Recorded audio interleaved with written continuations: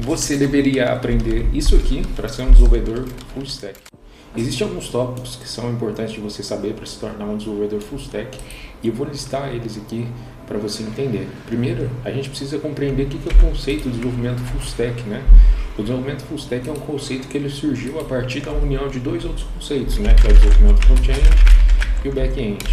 Surgiu um momento que muitas empresas, às vezes empresas menores, empresas que não tinham tantos programadores trabalhando, elas começaram a surgir com o programador full stack, né? E o programador full stack é o cara que faz as duas coisas, ele faz tanto front-end como o back-end.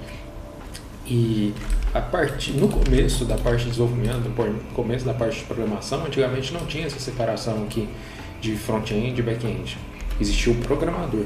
E o programador, ele fazia tanto front-end como back-end, não tinha essa separação. Você era o programador, você fazia tudo. Você mexia com banco de dados, você mexia com telas, enfim, você fazia o sistema ali do zero porque você era um programador ou um analista de sistemas, né? Depois a gente começou a ter mais essa separação porque cada um desses tópicos aqui começou a ficar muito extenso. Mas mesmo assim, o programador full stack não deixou de existir. E o que você tem que saber, ou o que você deveria aprender para ser um programador full stack? Deixa eu separar aqui uma outra ramificação. Deixa eu ver se ele vai criar aqui para mim. O que você deveria aprender para ser um programador full stack? Eu vou separar em duas vertentes, né? Que são as vertentes do front-end e as vertentes do back-end, embora tudo seja full stack. Deixa eu criar aqui. Beleza. Vertente do front-end. Se você tiver um papel e caneta e quiser anotar ou anotar em algum lugar aí, seria interessante. E a vertente do back-end, tá? Vamos começar primeiro com a vertente do back-end. A vertente do back-end, você precisa entender algumas coisas se você quiser ser um full stack. A primeira coisa que você precisa entender é de banco de dados. Deixa eu usar aqui texto mesmo, banco de dados. Vamos começar primeiro com o banco de dados relacional, né? Você precisa conhecer esse tópico aqui, que é o banco de dados relacional. E o que é esse banco de dados relacional? Se você não sabe, só te dando um escopo aí, uma explicação um pouco mais breve. O que é o banco de dados relacional? O banco de dados relacional é um banco de dados onde os dados se relacionam. Então você tem colunas, tem tabelas, e essas colunas e tabelas normalmente elas se relacionam, normalmente tabela com tabela. Então você tem um usuário, você tem um cliente, mas um usuário também pode ser um cliente, e o cliente pode ser um usuário. Então existe esse relacionamento entre as tabelas, as colunas, e por isso que ele é chamado de banco de dados relacional. Segunda coisa que é importante a gente entender, chegar mais para o lado aqui, é entender sobre API, né, ou API REST, que é o padrão mais utilizado. A API, né, ou as APIs REST, elas são uma maneira de comunicação em que você recebe e traz dados para o usuário, para as telas, para o front-end. Então você envia dados para o banco de dados, você recebe dados do banco de dados, você faz esse serviço de enviar e receber informações. Então você tem a API. Em algumas linguagens de programação, como PHP e algumas outras, você conseguia fazer diretamente consultas no banco de dados direto a partir da linguagem de programação. Então, por exemplo, você está usando PHP, você consegue fazer uma consulta no seu banco de dados relacional, né? E você conseguia retornar, enviar dados direto. Em algumas outras linguagens, como, por exemplo, um front-end com JavaScript, um back-end com JavaScript, ou em algumas outras linguagens de programação, você precisa criar uma API, tá? Então, essa é a maneira tradicional que a gente cria, uma API e uma API com um padrão REST. Esse é um padrão de API que a gente tem. O banco de dados relacional, vou só adicionar aqui o nome padrão que você vai encontrar para ele, que é SQL, tá? SQL é Structured Query Language. É uma linguagem de consulta estruturada, né? Para você consultar os bancos de dados, enfim. Beleza, já temos as duas coisas principais aqui. Esses dois aqui são os principais, né? Que é o banco de dados e uma API REST. Beleza, nós precisamos de uma outra coisa aqui também. Pera aí. Opa! Perdão. Precisamos de outra coisa aqui também. Que é o conhecimento em uma linguagem de programação, certo? Então, você precisa tem o conhecimento com uma linguagem de programação. E qual linguagem de programação você vai ter o conhecimento vai depender de você, tá? Porque realmente o mercado de tecnologia hoje utiliza muitas linguagens para o back-end. Eu vou citar alguns exemplos aqui. Por exemplo, tem a Golang, né? Que é a linguagem desenvolvida aí pelo pessoal da Google. Tem Rust, tem Python, tem Node, tem .NET, tem Java e assim por diante. Essas são apenas algumas linguagens de programação e muitas delas se trabalham com criação de APIs e padrões de APIs REST, tá? Então essas são algumas linguagens, você precisa aprender alguma delas. Claro que você não necessariamente tem que dominar todas ou saber mais de uma, porque tem muitas pessoas que acham que o desenvolvedor full stack ele tem que conhecer todas as linguagens, ele tem que conhecer o máximo de linguagens possível, etc. Você tem que conhecer ou dominar o conceito. Você dominou o conceito de banco de dados relacional, API REST, em alguma linguagem de programação, isso já vai ajudar bastante, beleza? Então, deixa eu ver o que mais a gente tem aqui. E aí dentro de cada um desses conceitos aqui a gente pode ser mais abrangente, né? Por exemplo, dentro de banco de dados tem algumas outras coisas que você pode aprender. Por exemplo, deixa eu organizar aqui certinho. Deixa eu ver se a câmera não está atrapalhando, eu vou para cima aqui, beleza? Tem alguns conceitos que você pode aprofundar neles, né? Por exemplo, o banco de dados aqui dentro você tem outros, digamos assim, subconceitos, né? Então você tem que entender como funcionam as tabelas de relacionais, né? Que são as junction tables, que são tabelas de relacionamento, que você cria uma tabela quando existem dados que são de muitos para muitos, então existe esse relacionamento múltiplo aí. Você tem as junction tables, você tem também os index, como funcionam os index, né? Como que é a criação de index, como funcionam os index. Você tem triggers, procedures, você tem até a própria linguagem do SQL mesmo, como que você faz para unificar dados, para filtrar dados. Então você tem comandos como where, você tem comandos como end, for, select, enfim, você tem vários conceitos aí. E um conceito muito importante é como que você define um schema, né, uma arquitetura de um banco de dados, como que ele vai funcionar, né, quais que são as colunas, quais são as tabelas, se você vai usar um banco de dados só, ou se você vai usar mais de um banco de dados para você ter um paralelismo ali de dados, etc. Um conceito importante também que se encaixaria aqui seria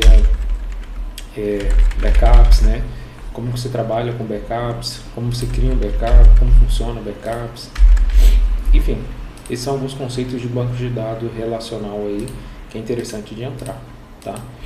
E aqui dentro de APIs REST, existe a API REST por si só, ela já é um padrão de API, né? Então, o conceito de API é importante você entender e seguir o API REST, que é um conceito de API que é mais conhecido, tá? E conhecimento de uma linguagem de programação aí você vai depender muito de linguagem, né? Mas existem alguns conceitos que você vai ter como padrão, que são as condições, que são variáveis, que são consulta, como que esses dados são armazenados na memória, que são constantes, funções, classes e assim por diante, beleza? Então acho que de back-end é isso aqui. Vou chegar um pouquinho mais para cá e agora vamos para o front-end. Tá, aqui no back-end eu já coloquei tanto banco de dados como linguagem de programação, então acho que ficou bem legal. Deixa eu copiar isso aqui e vamos para o front-end. O que é legal você entender no front-end? Primeira coisa, né, é você aprender HTML e CSS.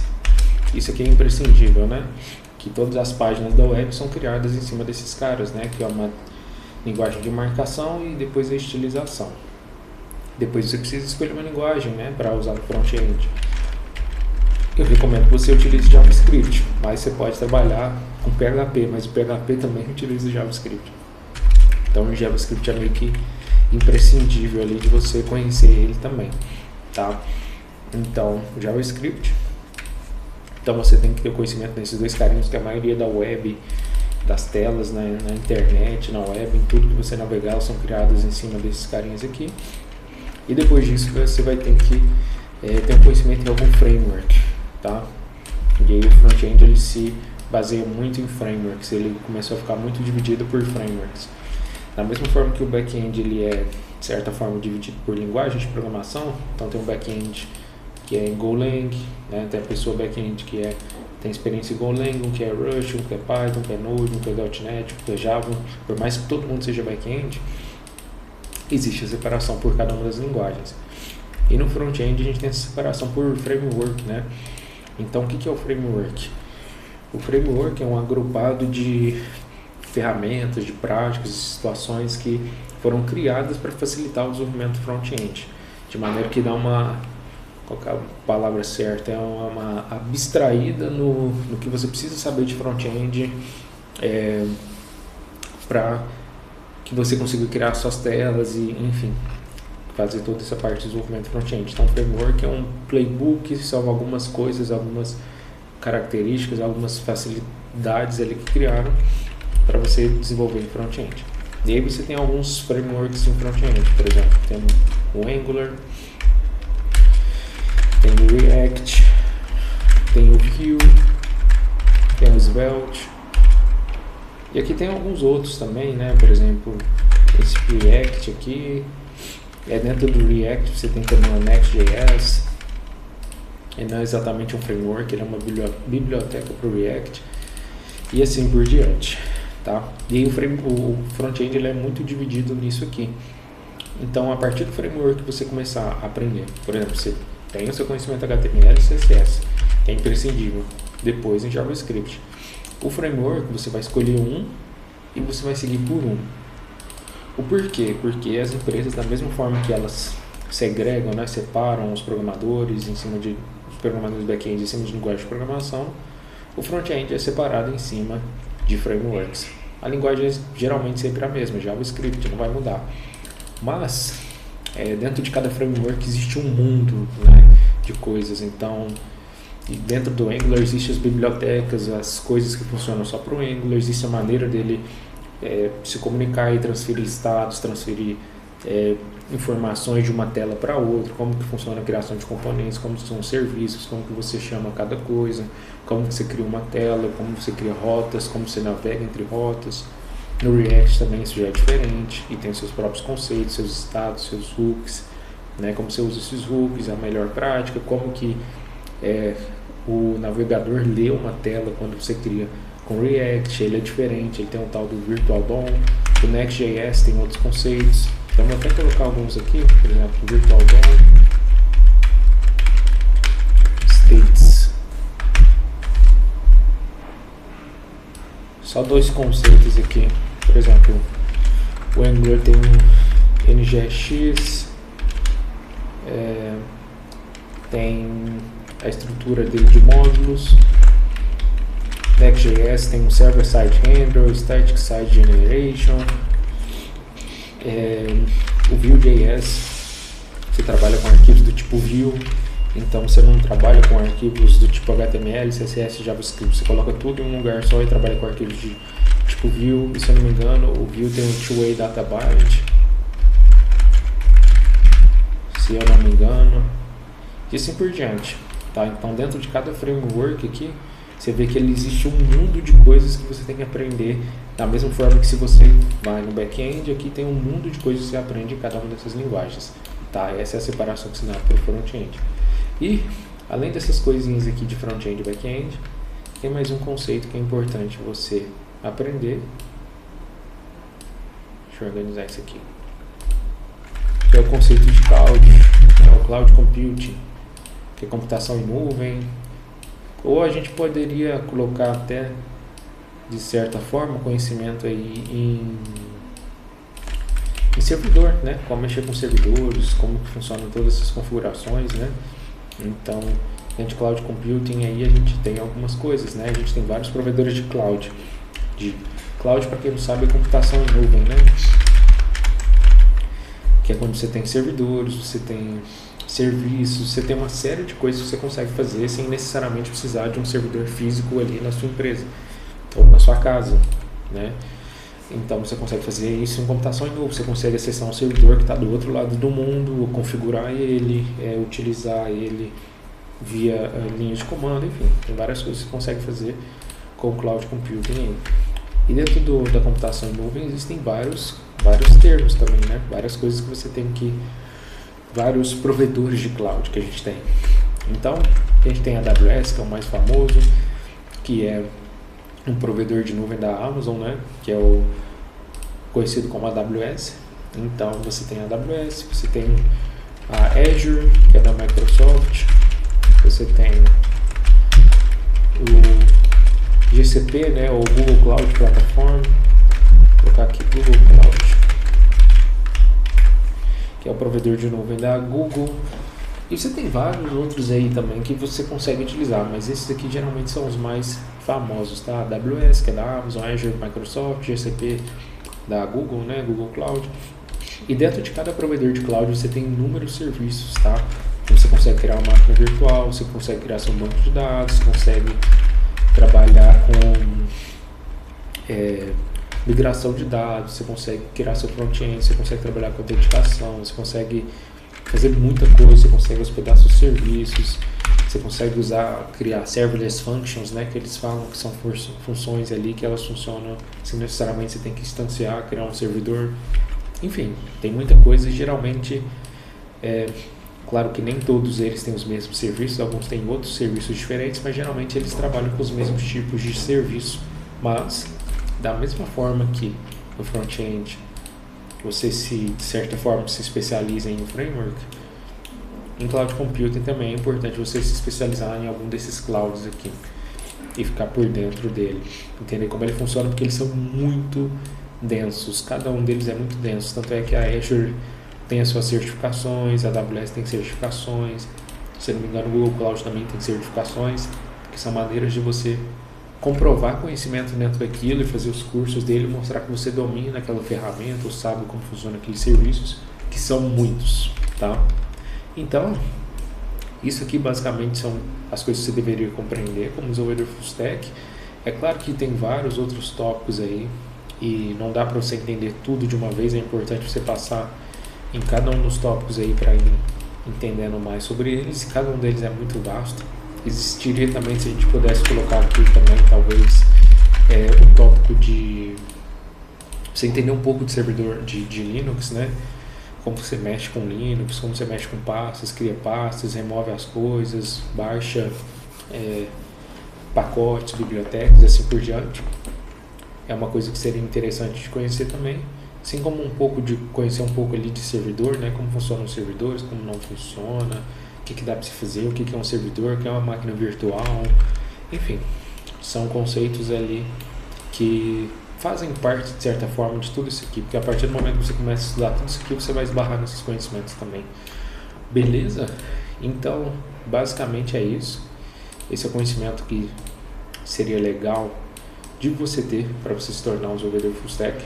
E se você gostou desse vídeo, se esse conteúdo te ajudou, não esquece de deixar o seu like, não esquece de curtir, de compartilhar. E se você quer participar de uma comunidade onde você consegue ter acesso a vagas ali de tecnologia direto pelo WhatsApp, a gente tem um grupo no WhatsApp que a gente compartilha essas vagas de tecnologia para Júnior, Pleno, Sênior. Também a gente vai deixar alguns outros links de pacotes NPMs aqui criado, nossas redes sociais para curtir, seguir e acompanhar mais conteúdos nas outras redes. Fechou? Valeu!